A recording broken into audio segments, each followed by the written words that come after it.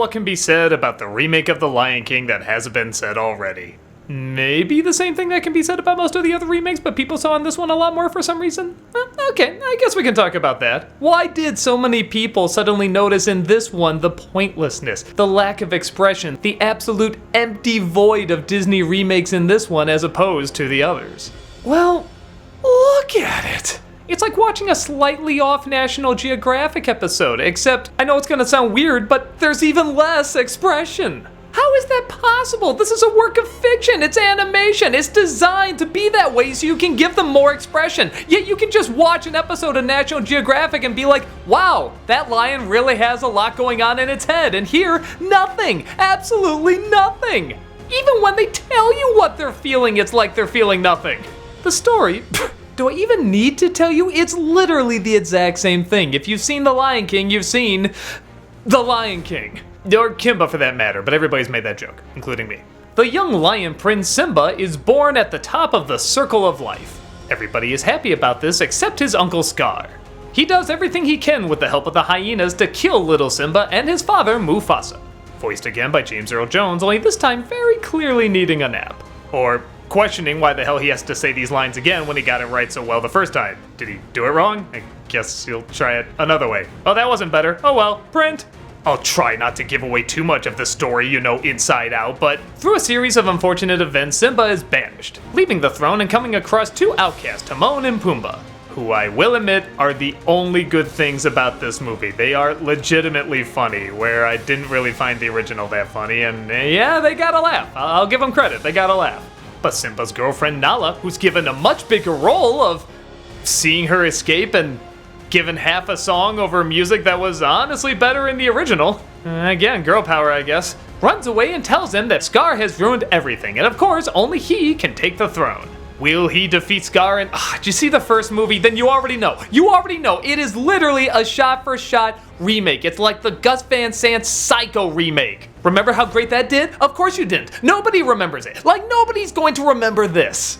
So, okay, you've heard me go on and on about why I don't think this is a good movie, but why did people finally wake up to it? Why are they saying, hey, something feels wrong here, where something like Beauty and the Beast and Aladdin and all these others didn't?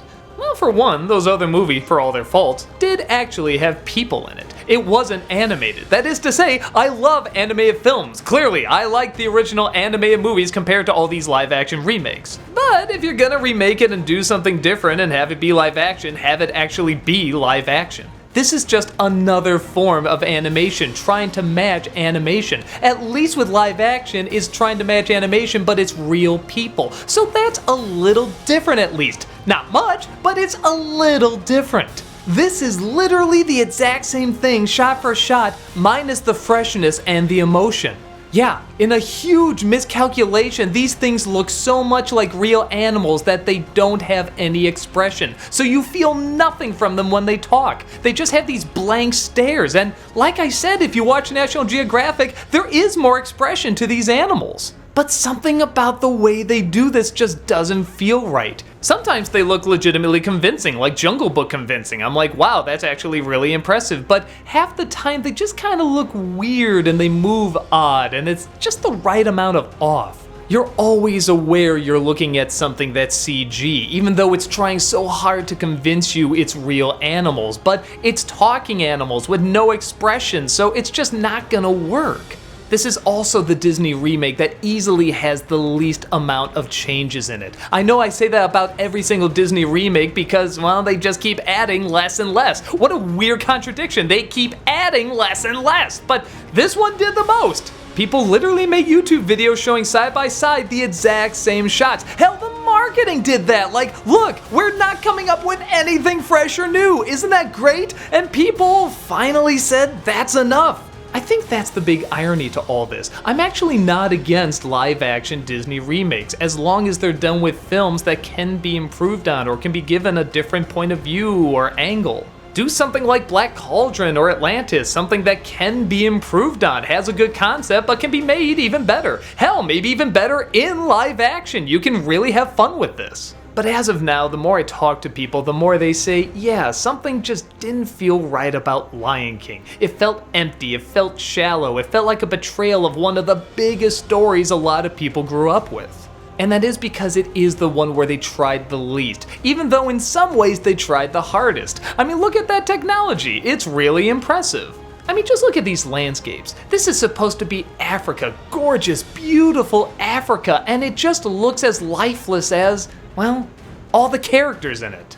In the original, the colors and the scenery just leaped off the screen. It was just such a spectacle to behold. The stampede scene is still one of the most heart-pounding scenes in Disney history, and it's because it is animation and it is hand-drawn, and you can get it as close as you want. You can make it as exaggerated and big as you would like. Here, it doesn't look like there's even that many. There's plenty of space to run between them. If anyone fell in there, I can see them getting hurt, but I don't necessarily see them getting killed. It's something that's just not that threatening looking. All the major moments that were so big and impactful in the original are so dead and empty.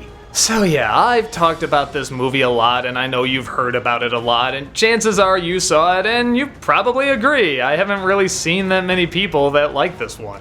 But if you are, thumbs up. I can't act like I get it, but you know, go ahead and enjoy it. But I would say maybe check out the original again. Because if this is the one you got a major emotional reaction to, how did Timon put it? Have you got your lions crossed?